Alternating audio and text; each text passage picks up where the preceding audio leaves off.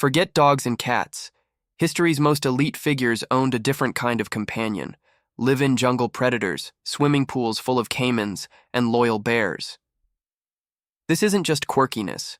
This is the ultimate expression of wealth and eccentricity. The stories behind these pets are often wilder than the animals themselves. These are the 5 historical figures who answered the question, what if I just ignored all the rules? We start with the most famous modern eccentric, Salvador Dalí and his ocelot Babu. Babu wasn't a pet. He was a walking performance piece. When startled waiters questioned the animal's presence in a fine restaurant, Dalí would calmly explain that Babu was merely a common house cat that he dappled with op art. He treated the ocelot like a son and a collaborator. Babu represented the ultimate status symbol: unpredictable chaos, contained only by extreme wealth. He was a living, breathing work of surrealist art. The bizarre pet is a direct tool to cultivate an image of untouchable, almost divine superiority. It's the ultimate form of conspicuous consumption. Speaking of untouchable figures, take President Andrew Jackson. His pet parrot, Pole, had to be removed from the president's own funeral for constantly shouting profanities. Where did the bird learn such colorful language?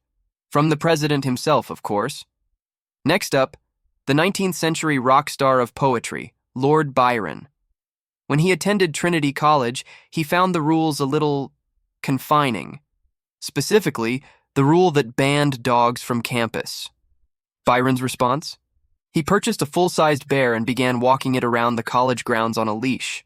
He reportedly kept the bear as a defiant companion, arguing that since the rules only specified no dogs, he was perfectly within his rights. This wasn't just a prank. It was a calculated move by a famous poet to build a persona of anti-establishment genius, a personal brand that still echoes today. Across the channel, Empress Josephine, the wife of Napoleon, had a pet orangutan named Rose who lived in her private zoo. Rose learned to eat at the dinner table with a knife and fork and even drink coffee, a stark symbol of the French elite's obsession with exotic luxury and bending nature to their will. The pets we've seen were eccentric. But our next historical figure owned a pet that required a total financial commitment and what was essentially a private army to maintain. Meet Obeish. He was the pet of an English aristocrat, Lord Thomas Baring.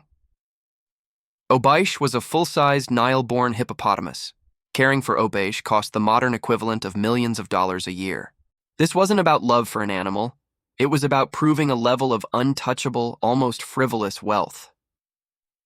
The truly bizarre pet is the final frontier for the ultra-rich. It's a logistical nightmare that only total financial freedom can make possible. For our final oddity, we look to King George I. He kept both an alligator and a monkey in his court. As the story goes, the monkey, in a fit of mischief, got the alligator drunk on cherry brandy. The inebriated reptile then reportedly crawled into the king's bed. The sheer opulence and absolute lack of consequence is the real story here. When you're the king, even an alligator in your bed is just another Tuesday. Whether it was an ocelot, a bear, or a hippo, history's strangest pets were the ultimate living symbols of their owners' refusal to live by ordinary rules.